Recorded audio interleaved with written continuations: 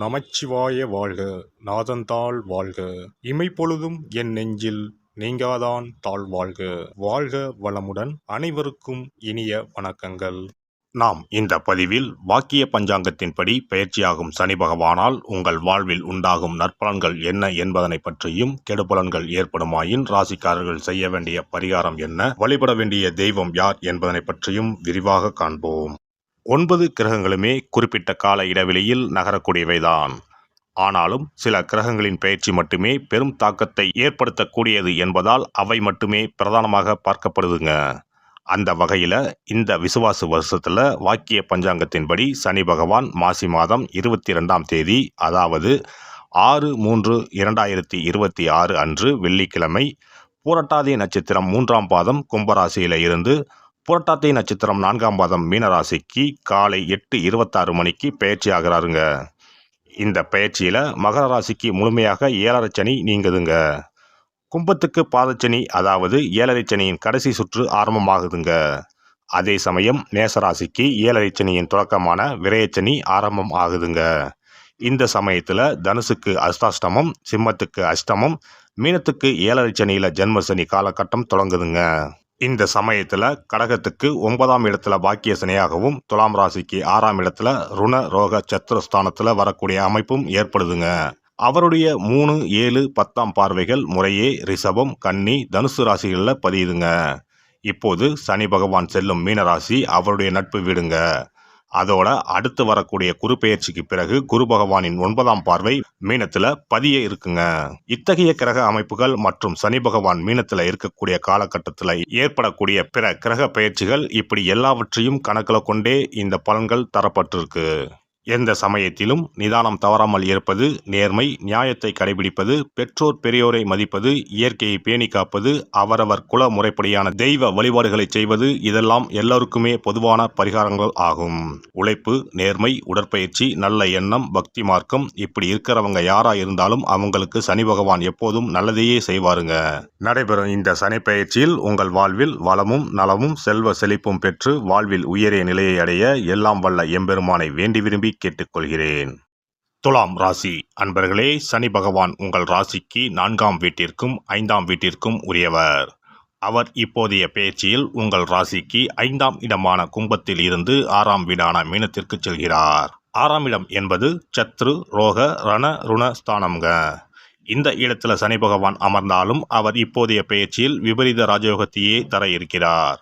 அதனால் உங்கள் சங்கடங்கள் நிவர்த்தியாகி சாதகங்கள் அதிகரிக்கும். அலுவலகத்தில் உங்கள் வாக்குக்கு செல்வாக்கு அதிகரிக்கும்.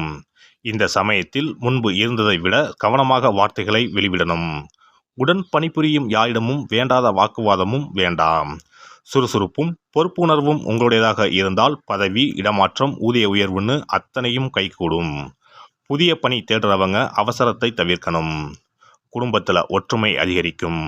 வாரிசுகளாலும் வாழ்க்கை துணையாலும் இனிமை இரட்டிப்பாகும். உறவுகள் ஒத்துழைப்பு உங்கள் உயர்வுக்கு அவசியம். இளம் வயதினர், பெற்றவங்க பெரியவங்க ஆலோசனைகளை கேட்டு நடங்கள்.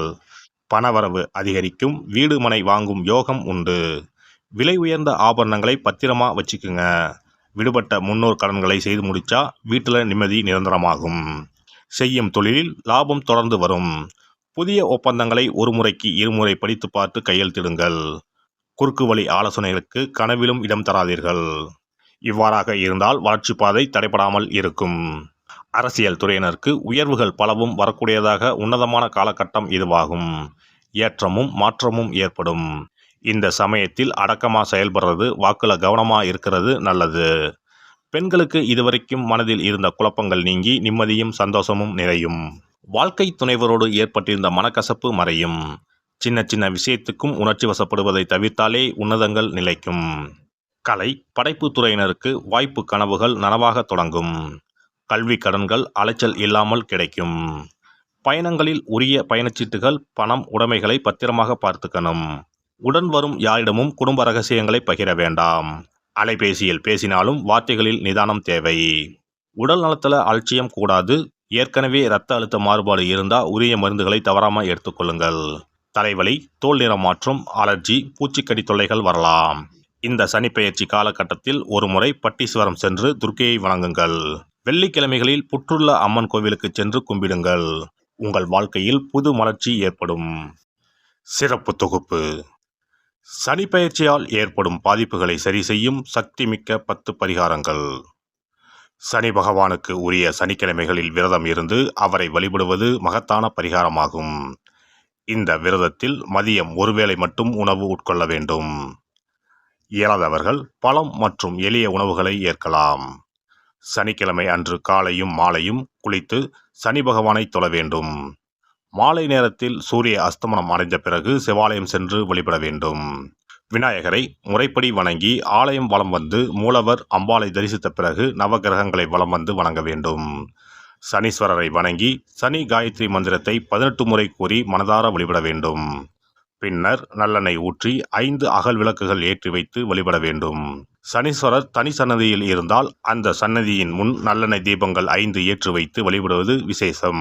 அருகிலேயே கிழக்கு நோக்கி அமர்ந்து சனீஸ்வரனின் சுப அருள் கிடைக்க வேண்டும், சனிதோஷ பாதிப்புகள் அகல வேண்டும் என்று பிரார்த்தனை செய்து வரலாம். இயன்றவர்கள் அன்றைய தினம் மாற்றுத்திறனாளிகளுக்கு அன்னதானம் வழங்குவது விசேஷம். சங்கடகர சதுர்த்தி தினத்தில் விநாயகருக்கு 8 சிதறு தேங்காய்களை உடைத்து நெய் தீபம் ஏற்றி அர்ச்சனை செய்து வழிபட்டால் சனியின் பாதிப்புகள் குறையும். அதேபோல் வெள்ளிக்கிழமை தோறும் அதிகாலை நீராடி அருகம்புல் மாலை சாற்றி அரசமர பிள்ளையாரை சுற்றி வந்து முறையாக வழிபட்டால் சீரும் சிறப்பும் நாடி வரும். தோஷங்களை எல்லாம் போக்கும் சக்தி பிரதோஷ வழிபாட்டுக்கு நன்மை உண்டு. அதிலும் சனிக்கிழமைகளுடன் இணைந்து வரும் சனி மகா பிரதோஷ நாளில் நந்தியையும் ஈஸ்வரரையும் வணங்கி வருவது சிறப்பான பரிகாரமாகும். அப்போது சுவாமி நந்தி அபிஷேகத்துக்கு பால் வாங்கி கொடுக்கலாம். அது மட்டுமின்றி திருக்கோவில் விளக்கேற்ற எண்ணெய் வாங்கி கொடுப்பதும் சிவாலயங்களில் வில்வத்தலத்தால் அர்ச்சனை செய்து வழிபடுவதும் மிக உன்னதமான பரிகாரங்கள் ஆகும். பொதுவாகவே சனி பகவானின் தானியம் எள். அந்த எள் எண்ணெயில் அவருக்கு விளக்கு ஏற்றி வழிபடுவதால் நன்மைகள் பெருகும். சனிக்கிழமை விரதம் இருந்து எள் எண்ணெய் தேய்த்து ஸ்நானம் செய்து சனி பகவானுக்கு உகந்த எள் எண்ணெய் விளக்கிட்டு எள் சாதம் படைத்து சனிக்கவசம் ஓதி வழிபடுவது சிறந்த பரிகாரமாகும். வெள்ளிக்கிழமை இரவு எள் தானியத்தை கரும்பட்டு துணி அல்லது கருமை நிற காகிதத்தில் வைத்து மடித்து தலையணைக்கு கீழ் வைத்து படுத்து உறங்கவும். மறுநாள் காலையில் எள் எண்ணெய் தேய்த்து குளித்து முதல் நாள் மடித்து வைத்த எள்ளை வடித்த சாதத்தோடு கலந்து நைவேத்தியம் செய்து காக்கைக்கு வழங்க நன்மைகள் ஏற்படும். சனி தோஷங்களை போக்கி நன்மைகளை உண்டாக்கும் கண்கண்ட தெய்வம் ஆஞ்சநேயர். ஆகவே இயன்ற போதெல்லாம் அனுமனுக்கு வடைமாலை சாத்தி துளசி மாலை அணிவித்து வெண்ணெய் அர்ப்பணித்து வழிபட்டு வந்தால் சனிதோஷ பாதிப்புகள் நீங்கும். வீட்டில் நலப்புராணம் படிப்பதாலும் நேரம் கிடைக்கும் போதெல்லாம் ராமநாமத்தை உச்சரிப்பதாலும் பாதிப்புகள் நீங்கி பயனடையலாம். ராமநாம ஜபம், சுந்தரகாண்ட பாராயணம் என குழுவாக இணைந்து கூட்டு பிரார்த்தனை செய்வது மிக அற்புதமான பலன்களை பெற்றுத்தரும். சனிக்கிழமைகளில் சனி பகவானின் அதிபதியான மகாவிஷ்ணுவை வணங்கி விஷ்ணு சகசரநாமம் அல்லது அனுமன் சாலிசா பாராயணம் செய்தால் எண்ணற்ற நன்மைகளை பெறலாம். நல்லெண்ணெய், உளுந்து, இரும்பு சட்டி ஆகியவற்றை ஏழை எளியோருக்கு தானம் செய்யலாம். அதேபோல் சனி ஆதிக்கம் செலுத்தும் பூசம், அனுசம், உத்திரட்டாதி ஆகிய நட்சத்திர நாட்களில் அன்னதானம் செய்வது சிறப்பு. நடக்க முடியாத மாற்றுத்திறனாளிகளுக்கு நம்மால் முடிந்த உதவிகளை செய்தால் சனி பகவான் அருளால் மகிழ்ச்சியான வாழ்க்கை அமையும். எல்லாம் வல்ல இறையருளால் நீங்களும் உங்கள் அன்பு குடும்பமும் உடல் நலம், நீலாயுள், நிறை செல்வம், உயர் புகழ், மெய்ஞானம் ஓங்கி வாழ்க வளமுடன். இந்த வீடியோ பதிவு உங்களுக்கு பிடித்திருந்தால் லைக் பண்ணுங்க, கமெண்ட் பண்ணுங்க, ஷேர் பண்ணுங்க, மறக்காம சப்ஸ்கிரைப் பண்ணுங்க, பக்கத்துல இருக்கிற பெல் பட்டனை கிளிக் பண்ணுங்க. நன்றி, வணக்கம். ஓம் நமச்சிவாய. சிவாய நம.